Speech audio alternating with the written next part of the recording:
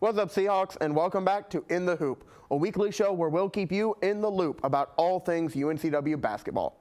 We've got a great show for you today with a look back at all the basketball we've missed since our last episode, an exclusive interview with the one and only Teal Suit Guy, and finally our Seahawks Spotlight.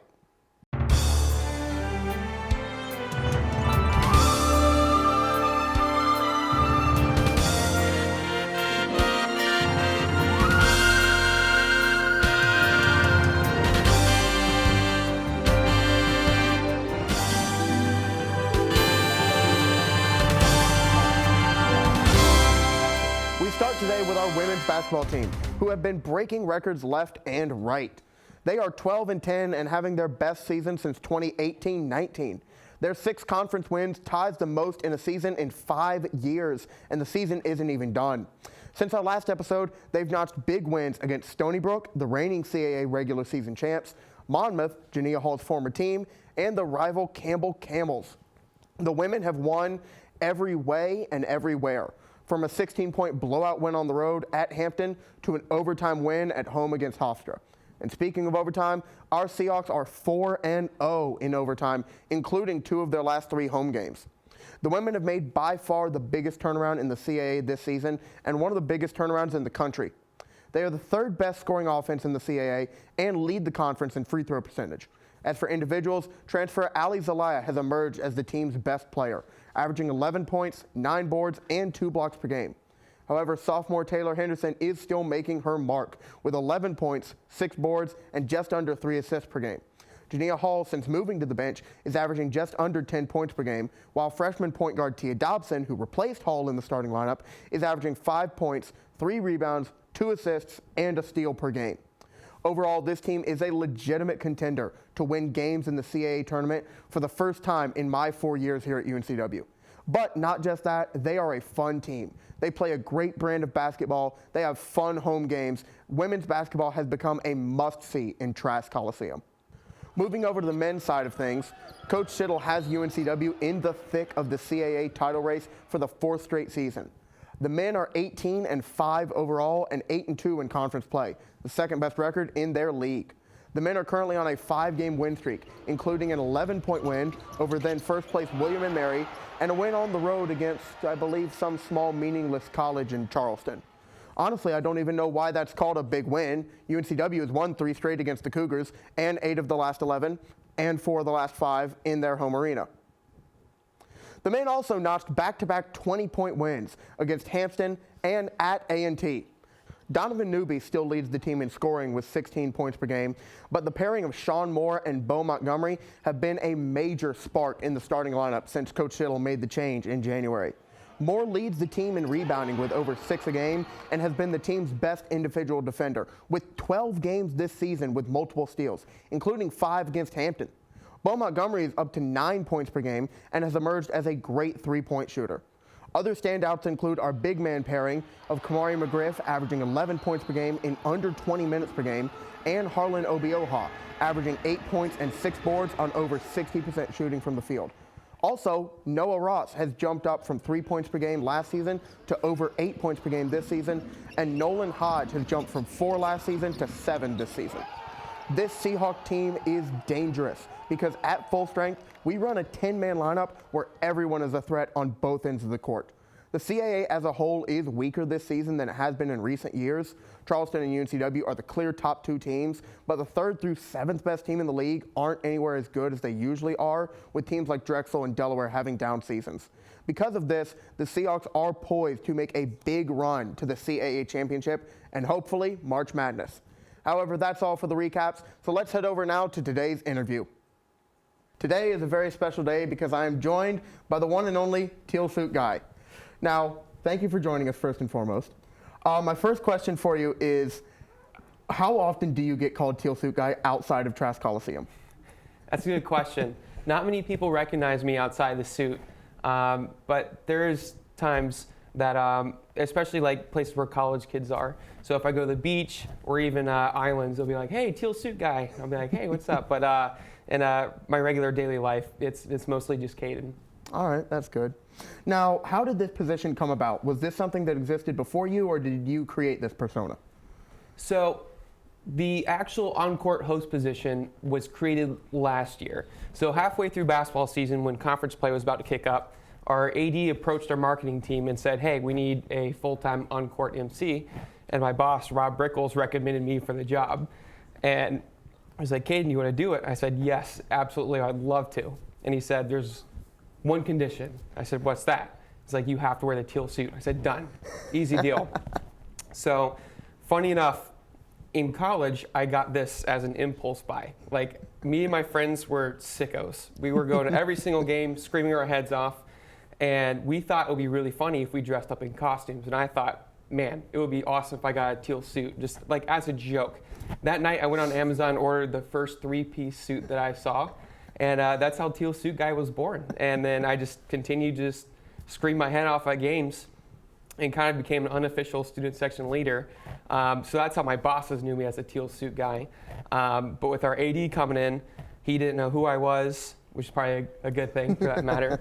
And he asked me to take over the on-court role, and I said, absolutely. So I took it over, finished 9 games, loved every second of it, and I did such a good job that they wanted to bring me back for a full-time gig, and I was ecstatic.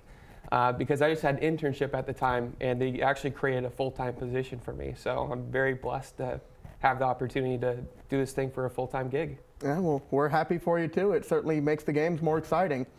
So obviously, like we've said, you're in front of the crowd all the time. People know you for that. But what else behind the scenes during the game are you up to?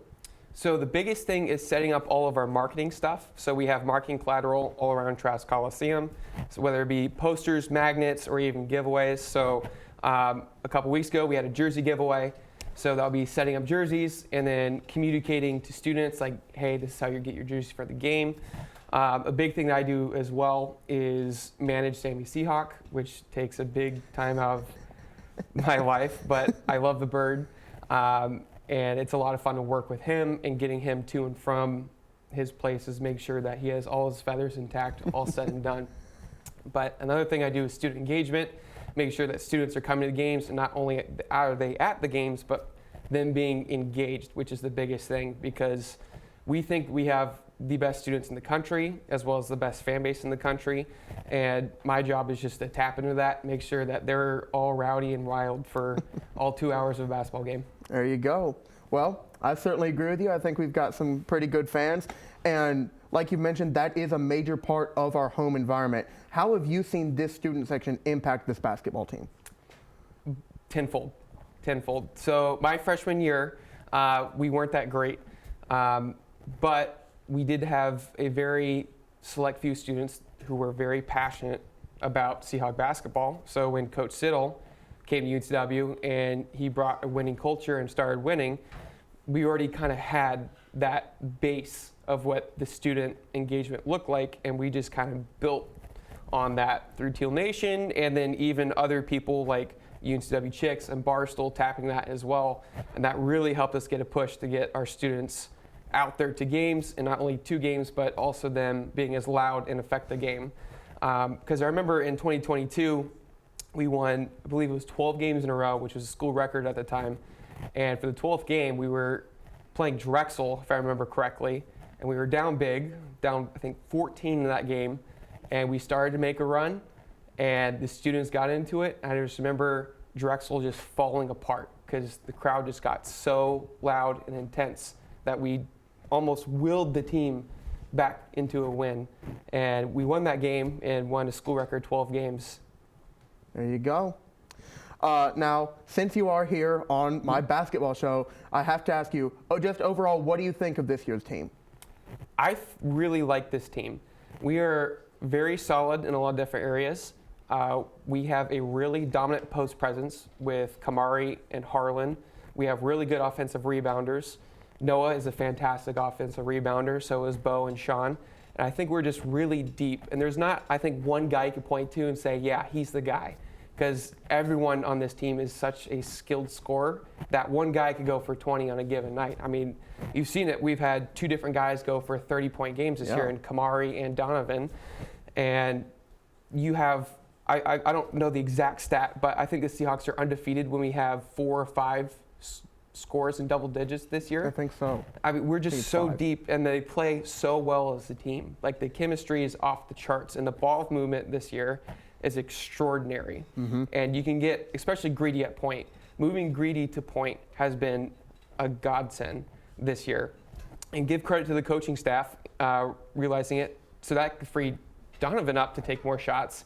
And then also, the offense just moves so much quicker to where you're getting guys like Bo Montgomery coming into stride. You're getting guys like Sean Moore driving to the hoop.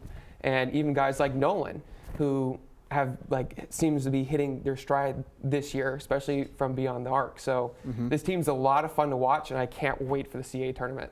Yeah. Well, one last question, and less of a question and more of a request.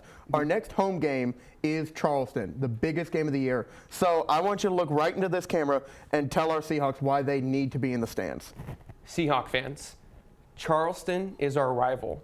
There is no bigger game this year than UNCW versus Charleston. We have won 3 straight against Charleston. Let's make it 4, and let's sweep them all the way home this year. Go Hawks, baby. I like it. I like it. Well, thanks again to Caden, also known as Teal Suit Guy, for joining us here on In the Hoop. Hopefully we'll have you back sometime soon. And now, over to this week's Seahawks Spotlight.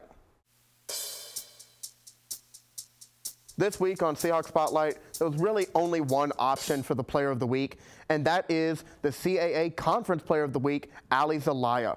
All season, Zelaya has been a major player for this revamped women's team, bringing a dynamic presence to this Seahawk defense that we have been greatly missing for many years. However, this past week, Zelaya reminded us that she is not a one-way player.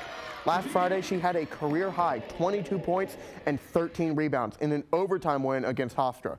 This was her first 20-point game of her 5-year career and her 6th double-double of the season. Then, just 2 days later, she set another career high with 26 points and 14 rebounds in a win against Stony Brook. When asked what was driving her to these big performances, Zelaya simply said, quote, "I have 9 games to go in my collegiate career." At 9.4 rebounds per game, she leads the CAA, and she's 3rd in blocks per game with 2.1. She's also the only player in the conference to average over a block per game and over 10 points per game. Zelaya has been quick to give credit to her teammates like freshman point guard Tia Dobson, but she deserves a ton of credit herself for how she has completely reshaped this Seahawks team on both ends of the court. That's all for us today on In the Hoop, but be sure to follow at Seahawks Central Sports _UNCW on Instagram to see my post-game reactions to all Seahawk basketball. And join us next week for more UNCW basketball.